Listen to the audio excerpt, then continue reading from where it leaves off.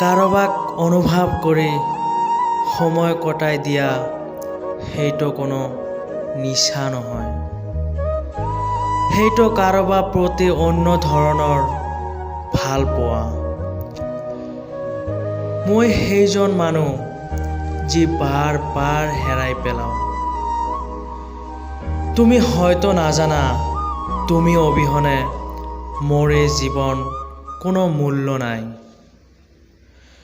তুমি মোৰ জীৱনত এনেকৈ আহিছিলা যে মই ভাবিবই পৰা নাছিলোঁ, আৰু এনেকৈ আঁতৰি গলা যে গোটেই জীৱন ভাবিয়েই থাকিব লাগিব। লিখিব নাজানিছিলোঁ কবিতা, গাব নাজানিছিলোঁ গান, না ভালকৈ হাঁহিব জানিছিলোঁ। তুমি মোক সকলো বস্তু শিকাই দিলা, আৰু আজি এনেকৈ মোৰ জীৱনৰ পৰা আঁতৰি গলা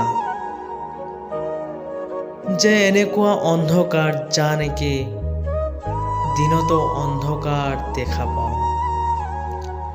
মোৰ জীৱনটো একেবাৰে আধৰুৱা জীৱন হৈ ৰ'ল।